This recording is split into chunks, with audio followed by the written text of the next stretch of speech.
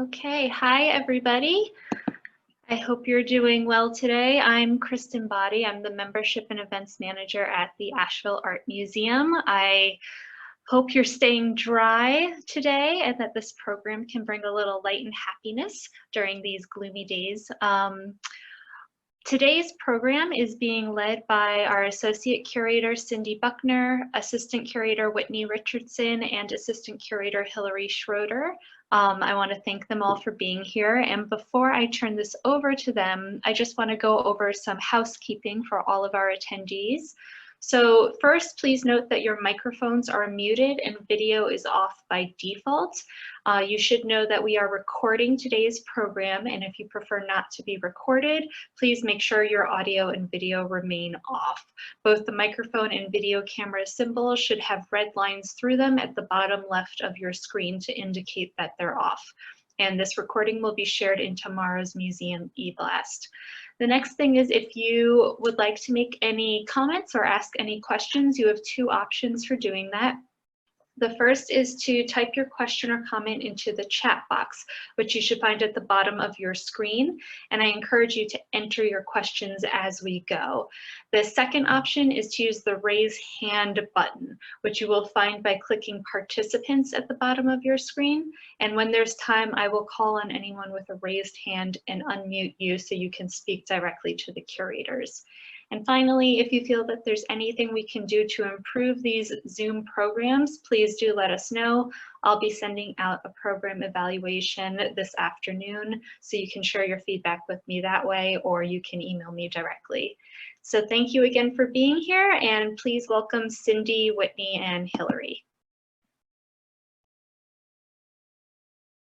Hello, I'm going to go ahead and get us started. My name is Hilary Schroeder, and I am an assistant curator at the Asheville Art Museum. And I'm going to kind of kick things off for us, and then Whitney and Cindy will be chiming in afterwards and possibly throughout, who knows. But I wanted to start by just saying a little bit about what we're going to be talking big picture today. And so today's program is a focus on the collection feature, and we're going to be talking about recent acquisitions. I am sure that some of you may have read on our website or in other places that we have over 5,500 works in the collection. That is a number that is continually growing. We are a museum of American art of the 20th and 21st century, so that's the majority of what we have, and we continue to grow in that particular focus. So what Whitney and Cindy and I have done is gone through and selected a couple of recent acquisitions that we are excited about and wanted to share with all of y'all, and just spend a little time focusing in on those and talking to you about them today. So by no means an exhaustive list of new stuff. Oh shoot, I don't want that on that screen. Ah. Hold on, how do I get that off? There we go.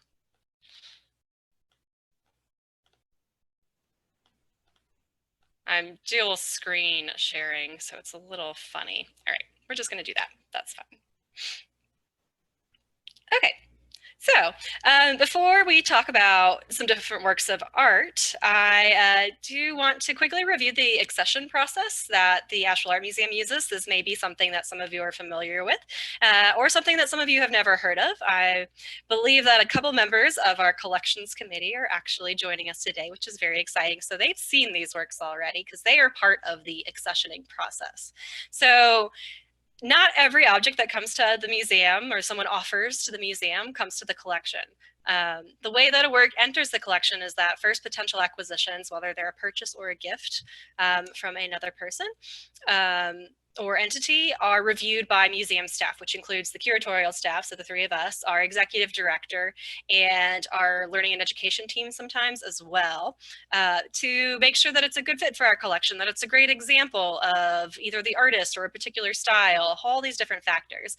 And once we've decided that, yes, this is something that we are interested in, we will then prepare a justification for that acquisition, which includes a biography of the artist, a sort of argument for why the work is important to the collection, why it's an important work, a brief description of its contents, as well as some examples of related works in the collection already, possibly by the artist, possibly by other artists, and then sort of how we might use this particular object or objects in an exhibition format. Then after we've written those, we have a meeting every other month. So 6 times a year, plus a special extra one for Collectors Circle, where we review those different acquisitions with the collections committee and present them. The collection committee hears our arguments, and then they call a vote, and anything that is sort of in receipt of a majority vote by the committee is then accepted into the collection, and we give it an accession number, a credit line, and we are able to show it in exhibitions and share it with other institutions, and sort of we are then caring for that work in perpetuity. So that's kind of a brief overview of the accession process. The first recent acquisition that I would like to talk a little bit about is a group of works by an artist named Sillman or Sewell. It's a set of 28 works in various media. And just a quick overview of who he is. He attended Black Mountain College, so this acquisition is exciting because it is an expansion of our holdings of Black Mountain College materials. He attended in 1948 and 1949, and he studied mostly with Joseph Albers, as well as Ani, Merce Cunningham, who was there, Willem de Kooning, and Buckminster Fuller, who he actually didn't get along with very well, apparently. And so he ended up following Joseph Albers to Yale when Albers went to Yale. And he taught on faculty and originally studied architecture, which I think you will see the influence of that. And it's partially why I think he and Buckminster Fuller maybe didn't see eye to eye, because Buckminster Fuller was actually testing out the famous supine dome, the failed geodesic dome, while Sillman was there. And then he eventually went on to found a very popular and successful printing press, Ives Sillman, in New Haven, Connecticut, that he ran with I've lost my mouse. Okay. With Norman Ives, and they printed for Joseph Albers, Robert Motherwell, Walker Evans, Piet Mondrian, many very well-known artists. So he kind of in some ways stepped back in this printing press role, but then also continued to make work a little bit more privately. There's a question about the donation required to serve on the collections committee. The collections committee is composed of board members and a selected group of community members who have expertise in a certain area. So there's no donation required. It's sort of a team of volunteers that we build on the back end of things to contribute to this very specific role within the museum structure. I hope that answers that question for you. So let's take a peek now at some of these recent gifts from the foundation, is who these works came from. So these came from the Sewell Sillman Foundation, and the museum did show an exhibition of Sewell Sillman's work in, I believe, 2009. And so this is a group of 28 works. Sometimes we take one thing, sometimes we take quite a few. And this group of 28 works was selected from a larger body offered to us as a gift by the foundation. And the curatorial team went through and sort of made our selections of works that we thought were sort of representative of the artists and important works and styles that he had over the years. And so a lot of these were actually kept in private by the artists. They were not necessarily shown super regularly. Even though he was often teaching and creating prints for others, he sort of wasn't as big on pushing his own work for exhibition. This particular work, which I think some of y'all may recognize from the preview or sort of the email that went out, is called The Seventh Visit. And you can definitely see the influence of sort of geometry, of architecture, of Albers, I think, as well in this work. And he worked very strongly in a single series, or single kind of concept, much like Albers did with the homage to the square. And we'll see a little bit more of that in a minute. But in this work, you can kind of see how he's taking these geometric figures and using shading and line to create this illusionism, a sense of something being solid but also floating, and that there's this sort of amazing three-dimensionality to the two-dimensional form. And he's really interested in sort of the framework, right? He's exploring a framework in depth in this particular concept of what's happening in these repeated forms here.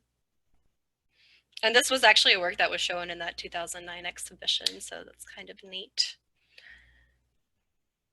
The gift includes both a lot of works from the 1980s and then some earlier work as well, including this one from 1970s. So he did work in both printmaking and in painting, and watercolor really became his primary medium.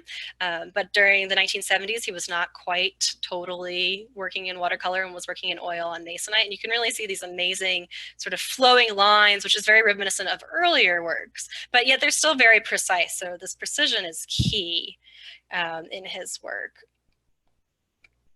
And these oil paintings actually date back to Black Mountain College. So, you know, he was there in 1948, 49, and he's still kind of exploring similar concepts later on in his life. And then just to show sort of the evolution, so the first work that I showed was, I think, 1982, and here we are in 1986 and 87 with these two works that are, again, from this sort of watercolor body of works. And you can really see the focus on draftsmanship, right? And this really a key relationship of color, and I've included two works here so that you can see how he's working with very limited color palette, right? Red, blue, and black, and a little bit of yellow. You can see the little bit of sort of orange yellow here. But in such a way that by selecting such specific colors, you begin to see sort of the relationship of form, of line, and of toning, so that like in the sort of hard addition of that red, it creates a very different sensation of sort of the hard edges and the red and black. And so again, just this patterning, it's almost textile-like to me in its geometry. And recall that he did study with Ani Albers, who was teaching textiles at Black Mountain College.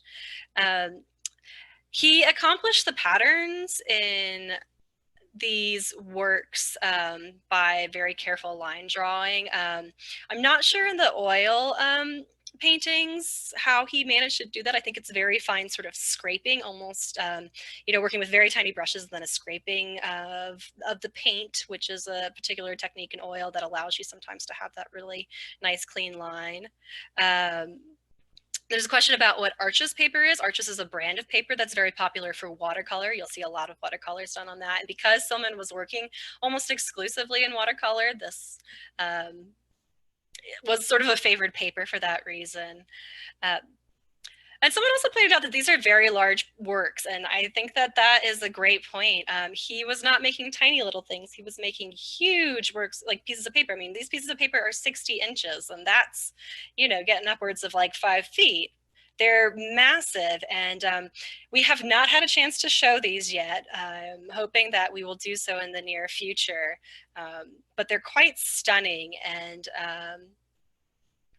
to, you know, really see this like sort of highly detailed exploration of a single concept and what at first maybe appears very similar when you're looking across a large group of works, to really come out in the individual details of the different works is really important. And that's part of the reason why we decided to select a larger group of them, was so that we could really, really dig into these variations on a theme, so to speak, if we were to ever show them.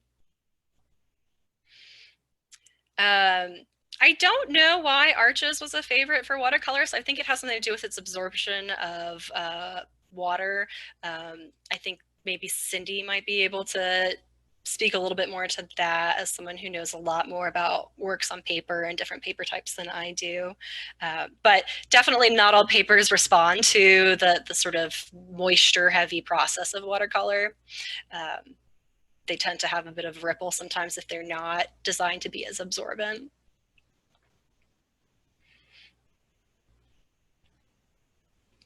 Yeah, so someone was pointing out that there are patterns that maybe relate to Native American patterns or textile patterns, and I definitely see that. I don't know if that was a specific influence, but I think that it's not a huge stretch to assume that that probably is. And just to kind of, again, underscore the significance of why Sillman was important to bring into the collection, why we're excited to have this work, is that, as I mentioned, he was part of a printing team that worked with many people, including Albers, and they actually printed our sets of formulation articulation, this large, important portfolio.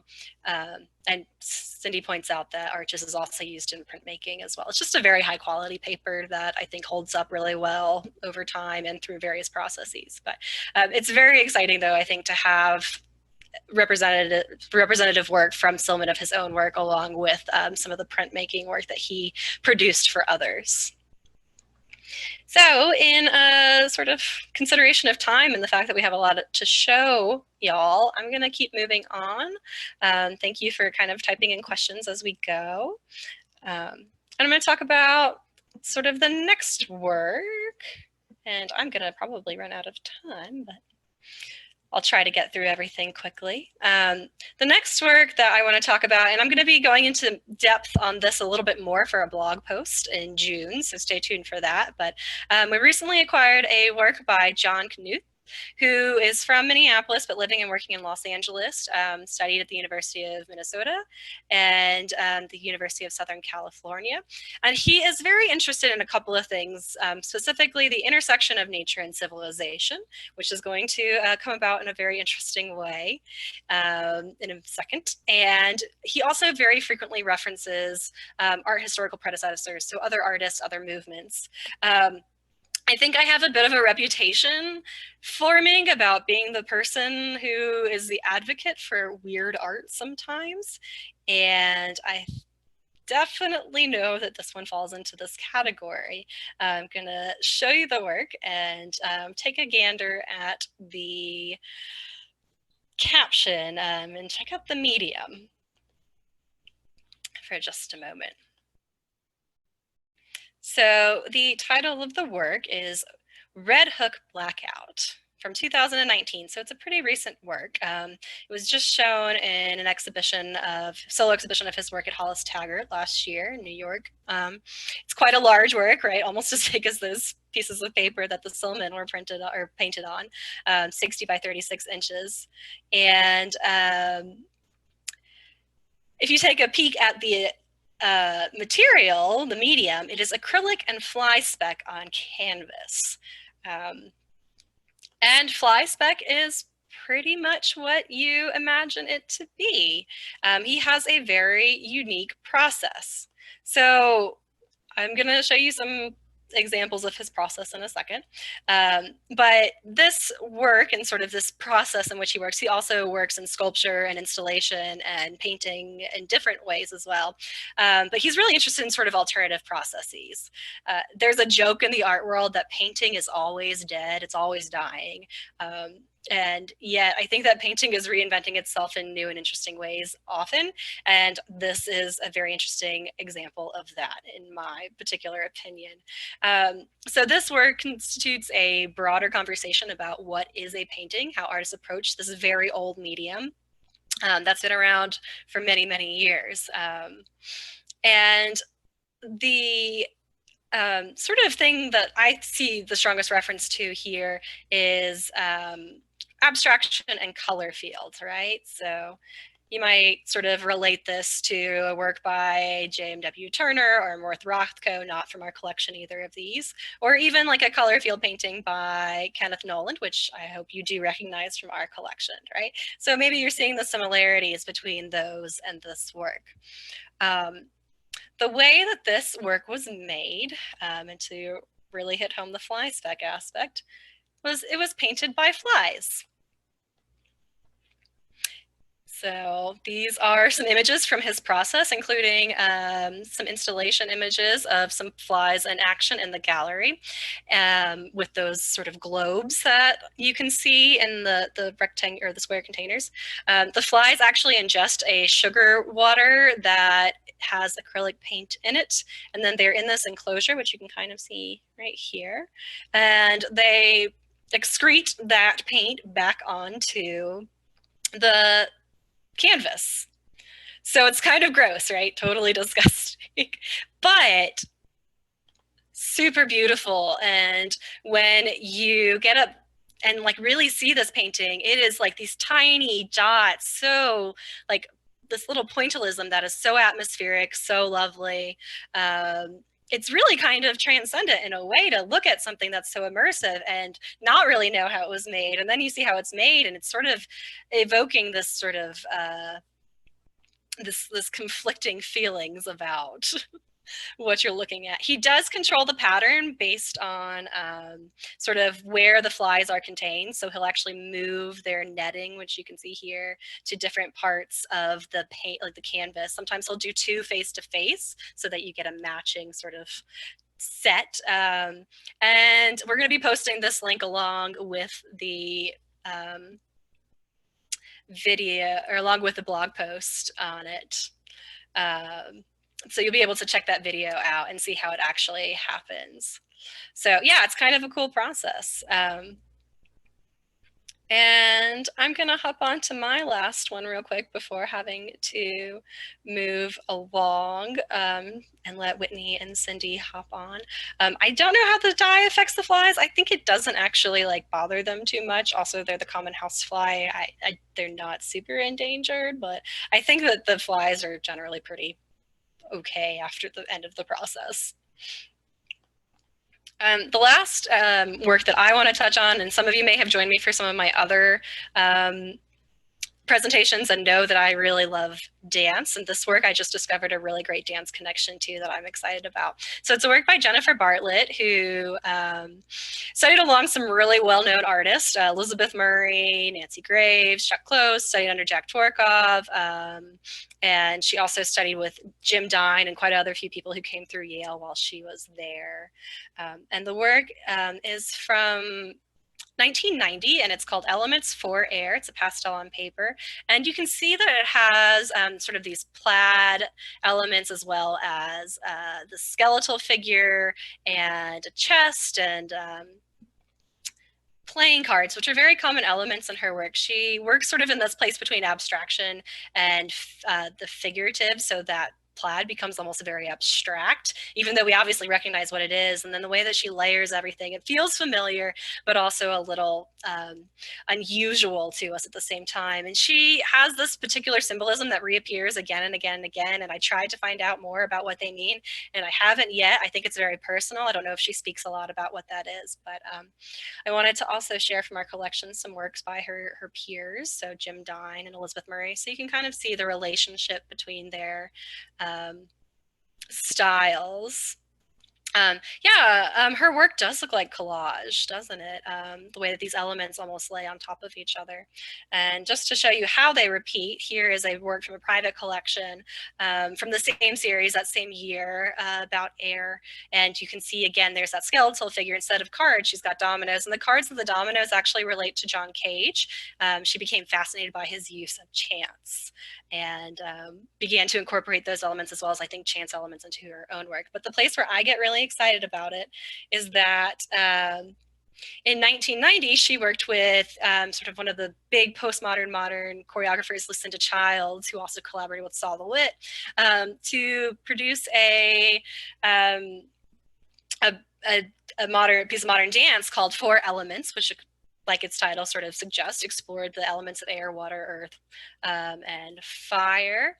And so, yeah, you can see in the background that it's kind of hard to see, but like these are the elements, right, that are in the the pastel that is now in our collection.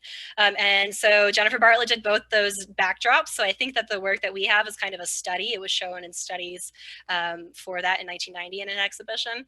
And she also did the costumes. So this was just a really exciting discovery for me recently to see this incredible sort of translation directly from the work that we have in the collection to something on the stage. So I have a great interest in artists who collaborate with dancers and choreographers. So for me, this was just a really cool find. And again, there's a little short YouTube video. I think Kristen might be able to pop some of these links into an email for y'all potentially. So that's what I've got to share. I think we maybe will have some time for questions at the end if they come up, but I want to go ahead and let Whitney and Cindy talk about what they have picked. All right.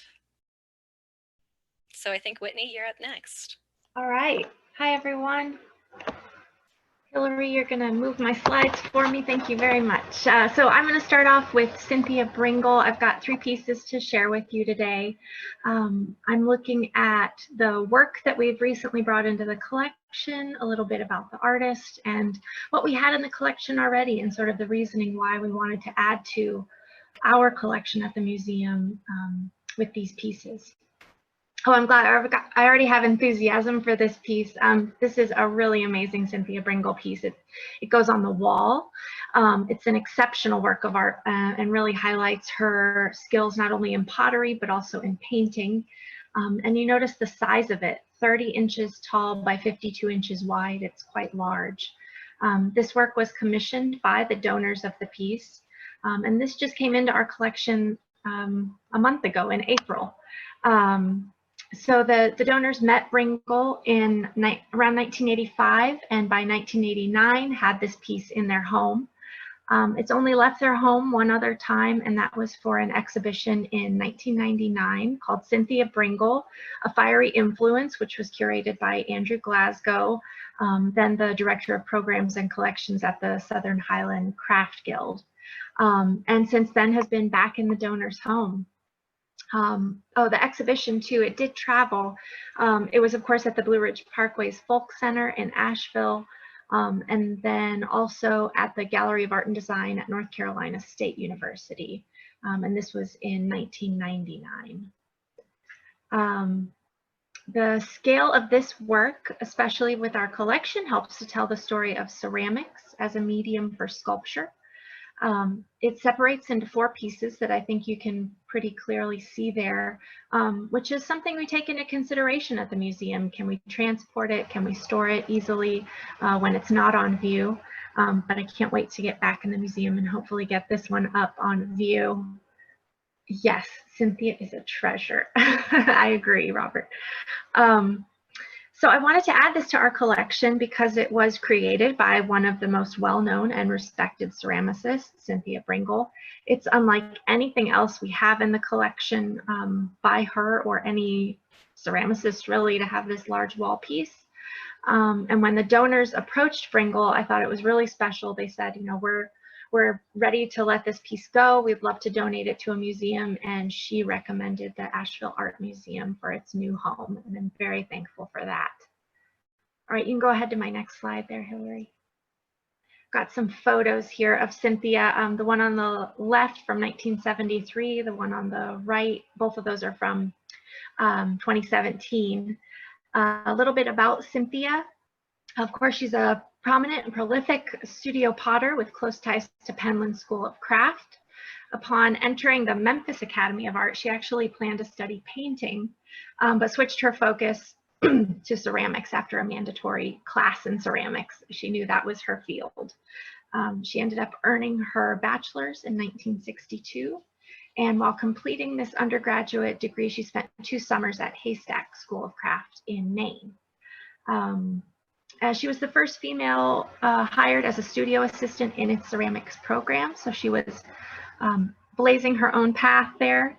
She knew she wanted to set up her own production studio, but before doing so enrolled at Alfred University, of course well known for its ceramics program, and she earned her master's there just a year later.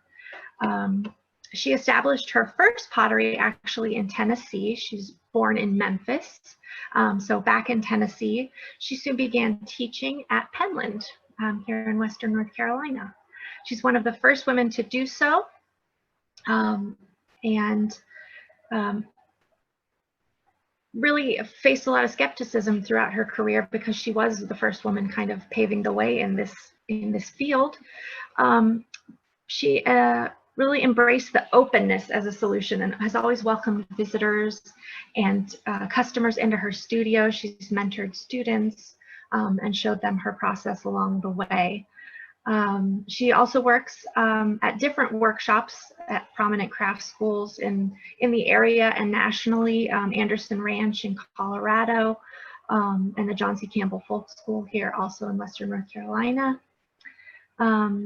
She is known for her expertise in the clay body, how to use the kiln, and in the glazes that she used. She's now been doing this for half a century. And in honor of her contributions to the field, she was asked to complete an oral interview with the Smithsonian Archives for American Art. And her works have been collected by museums and exhibited widely. In 2000, she was elected a Fellow of the American Craft Council, and in 2009, she was named a North Carolina Living Treasure.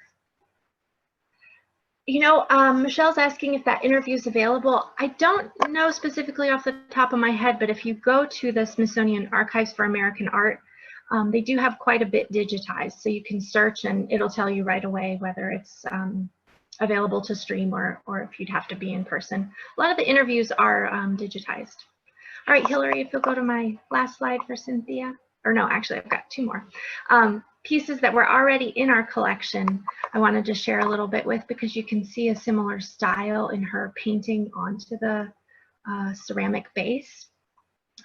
This pot and the next one, you can go to the next one too, are both from around 1976, which is why I wanted to show a picture of her in the 70s and then today, because she was doing this style and really pushing the medium of painting on a ceramic throughout her career.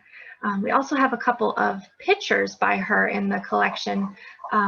We recently had Sarah Kelly, curatorial fellow, working with our James Good picture collection that he gave us, between 200 and 300 pictures. So we've got a couple more Cynthia pieces coming, and she always very proudly describes that most of her work ends up in people's kitchens and dining rooms, because that's what she's making them for functional use. But we're also really lucky to have this great work of art coming to the museum. All right. The next one I wanted to look at are these 5 candlesticks we got by Rudy Osolnik. These were donated in 2019 by Fleur Bressler to the museum. And you'll notice the date on these. It's quite a wide range, and you'll find out why here. Osolnik was born in New Mexico in 1915 and passed away in Kentucky in 2001. Yes, I love these too. Oh, someone had asked about Cynthia Bringle. Her studio is in Penland. All right, these candlesticks were produced by Osolnik from the 1950s until the 1990s. It's noted that he produced more than 150,000 candlesticks for department stores just in the 1950s and 60s, when these were really at their height of popularity. And there's an anecdote in an interview with Osolnik saying these candlesticks put his children through college.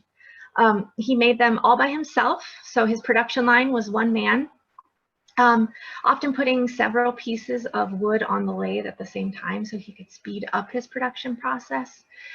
He would often do up to 40 of these a day, so he is really turning them out quickly. They're emblematic of what we now refer to as mid-century modern design, with their use of natural materials that has been smoothed and molded into clean lines, often without decoration, and usually in an organic form.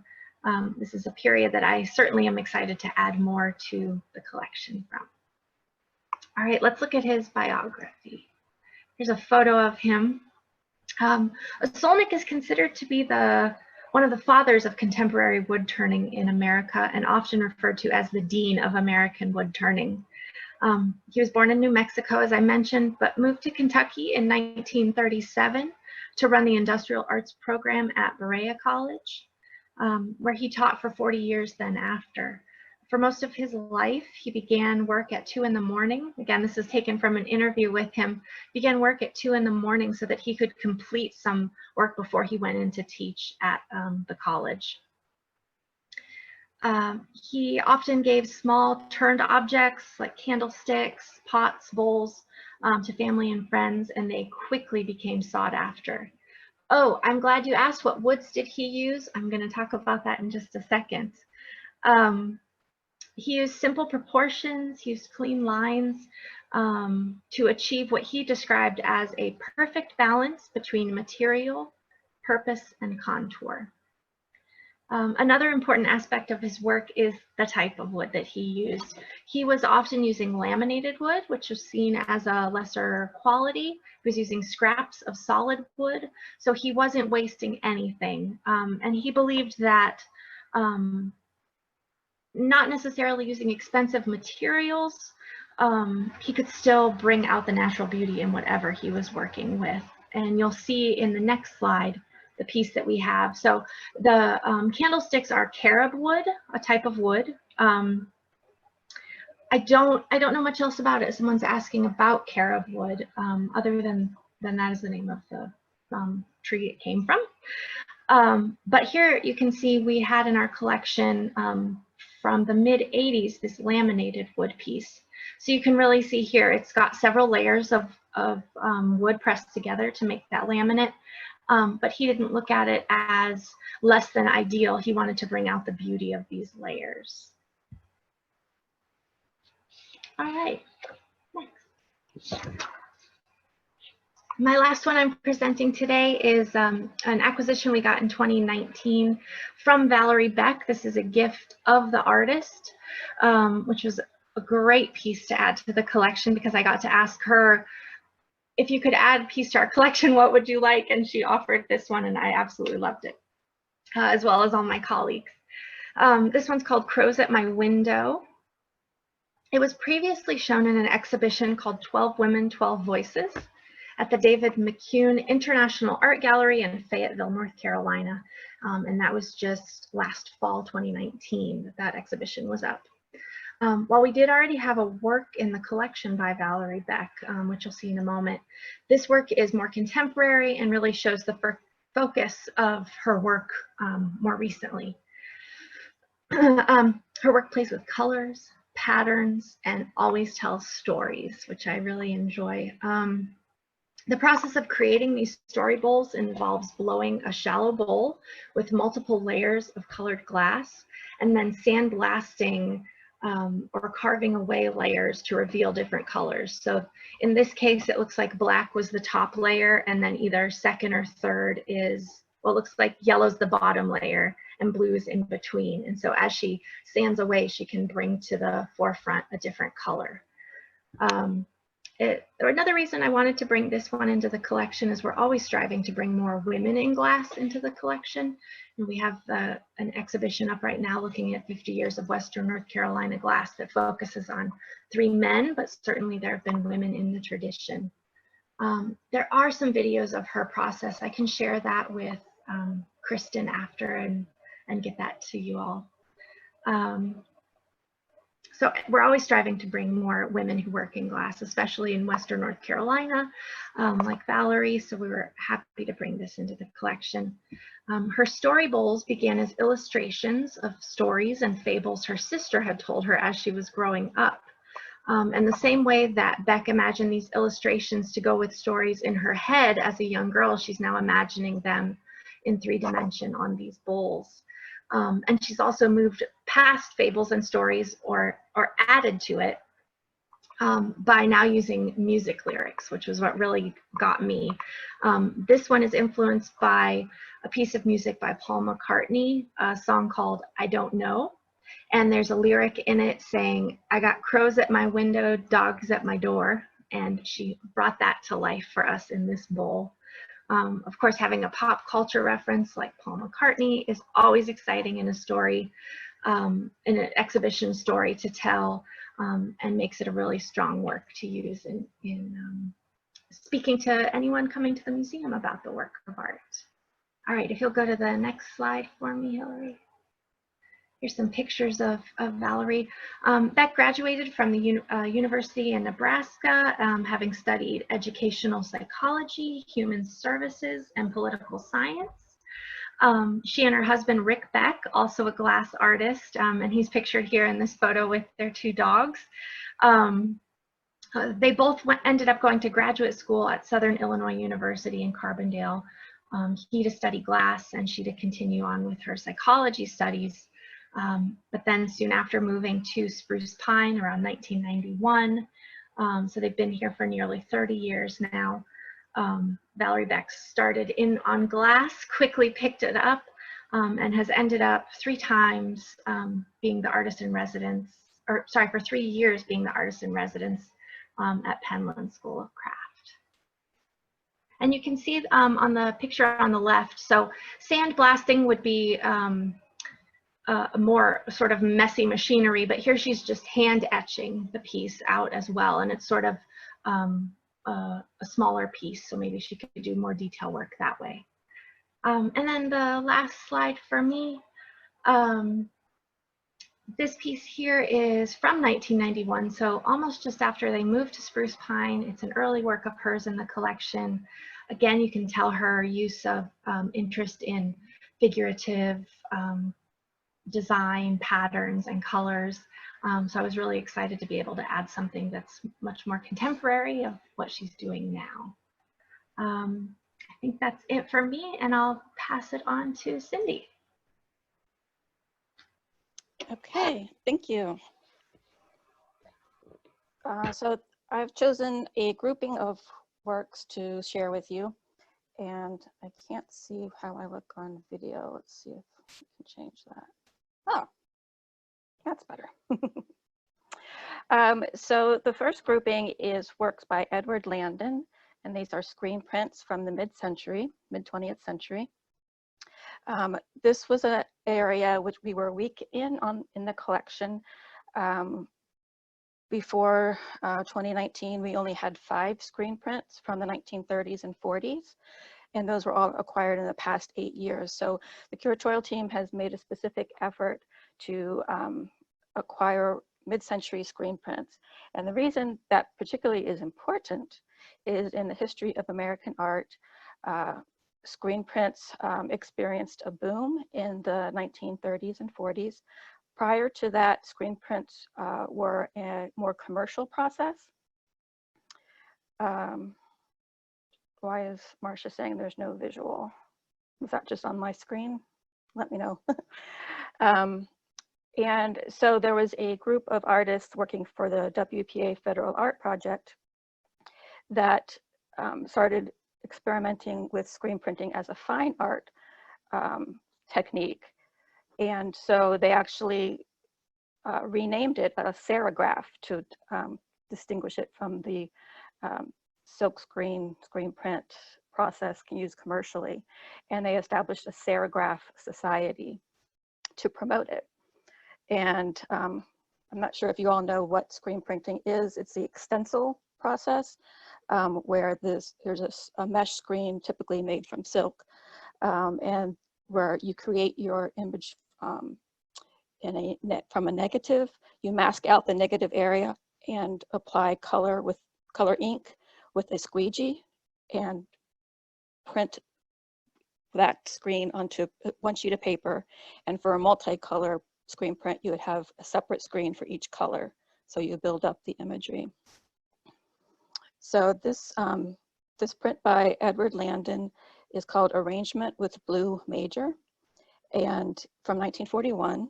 And it happened to have been exhibited. Another impression of this print was shown in the 1942 exhibition at the Metropolitan Museum of Art called, oh my goodness, I didn't write that down.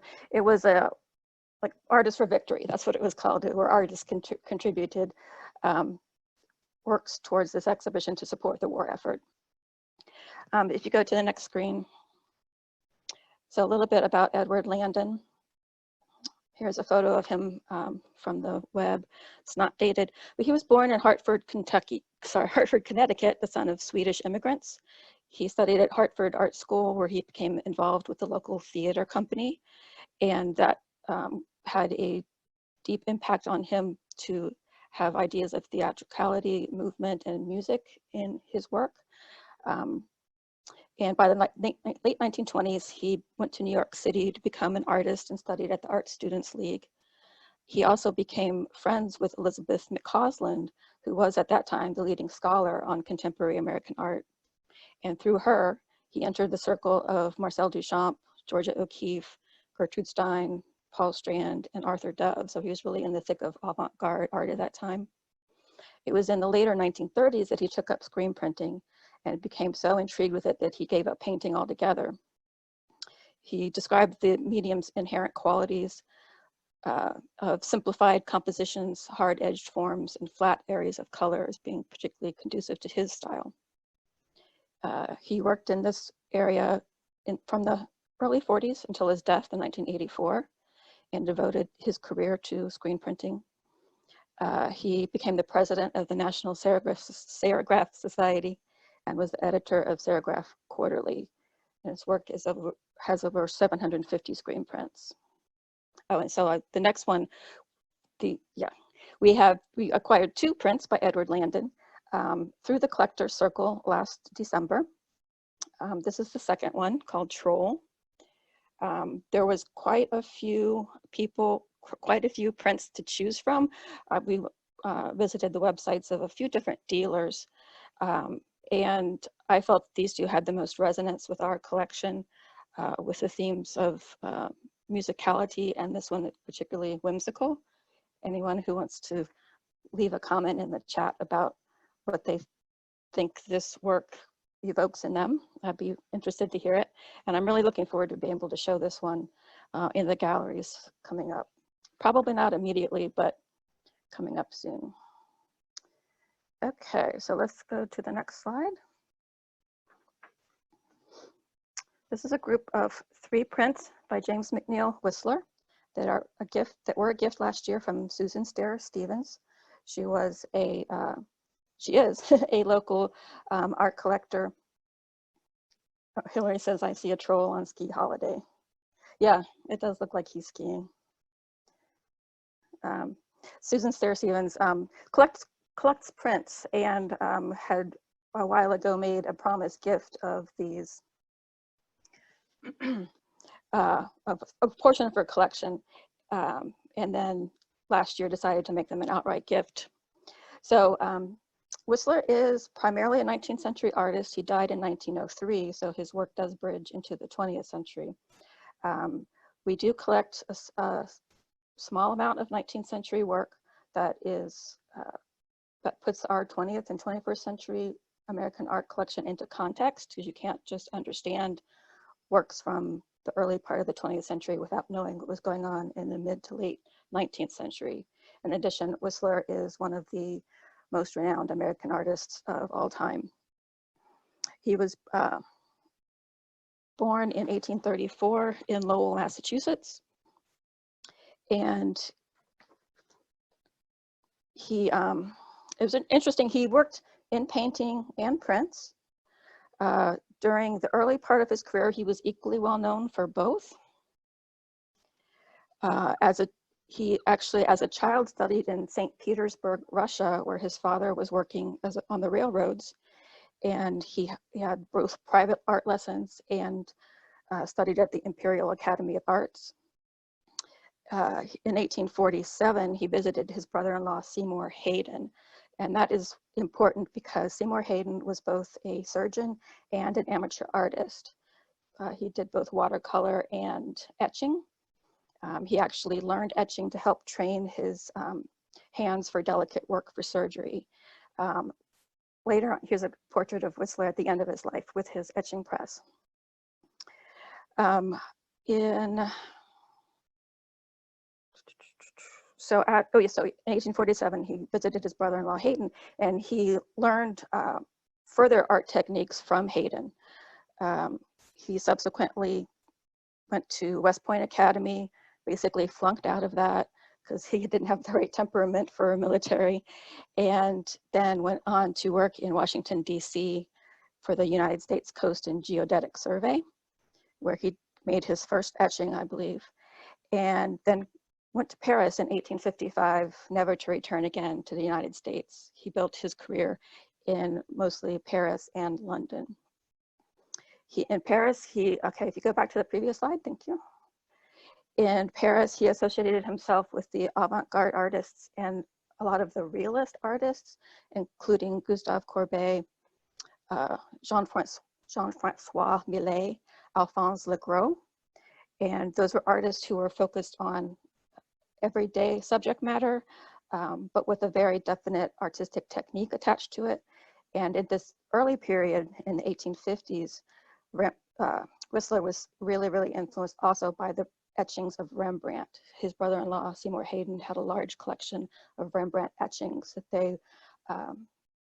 they studied in person and tried to emulate. So this print is from the French set, which was Whistler's first major body of work. And you can see, I think, the influence of Rembrandt if you're familiar with his etchings. If you go to skip over the portrait and go to, yes, thank you. Kathy says small print draws you in. Yeah, I was noticing that as Hilary and Whitney were talking about the works they were showing were large scale. I tend to be drawn to works that are small scale, particularly etchings, because they have a more intimate feel. You can have like a one-to-one relationship with them. When you're a collector, you can hold them in your hands and get up close to them. So it has a very different kind of quality than large scale ceramic or large scale painting. So this is slightly later from the Thames set called Billingsgate.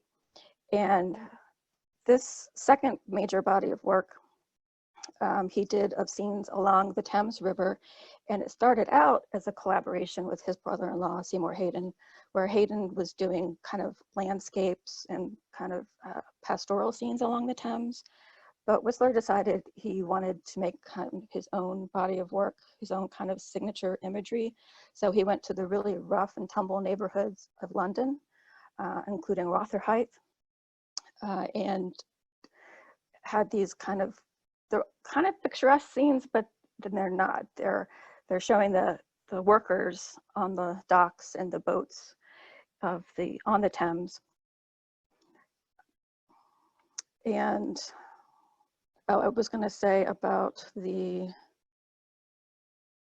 sketchy and unfinished is the kind of way you can term this kind of the Thames set, where he's focusing on one area, like the black kind of boats, sailboats, are kind of what you get the impression of first, and then the specific details he, like in the foreground of the boat, he just leaves out because he wants to give you more of an impression of the scene, of what your eye would catch just glancing at it, and not necessarily all the details.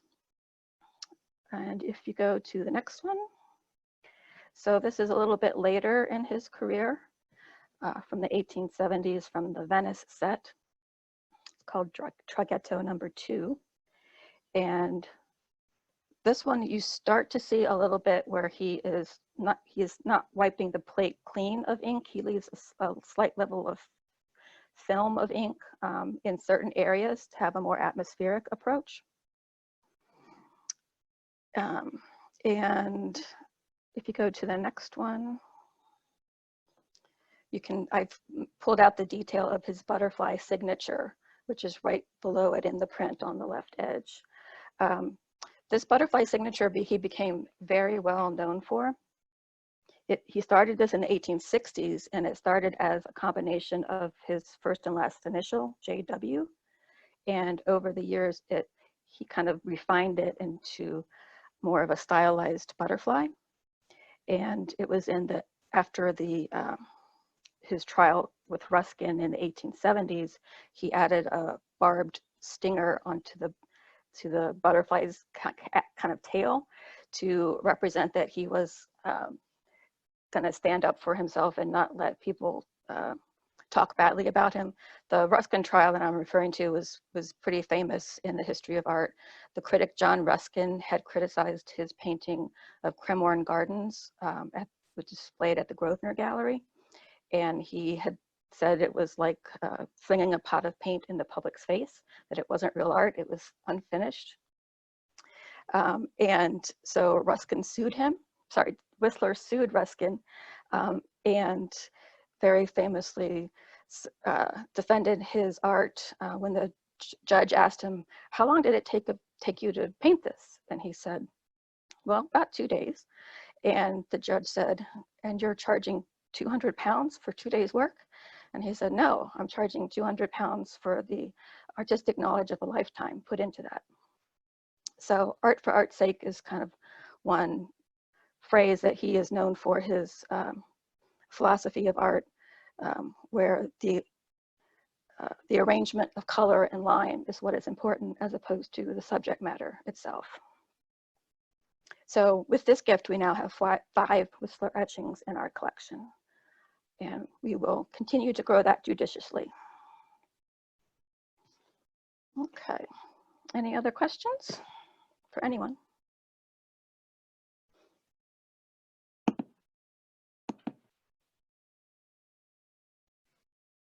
Okay. All right.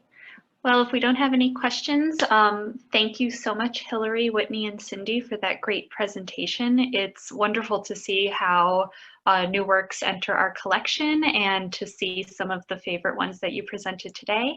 And thank you to our members for joining us today. We're really glad to be able to connect with you in this way during this time, and I hope we can continue to do so for the foreseeable future.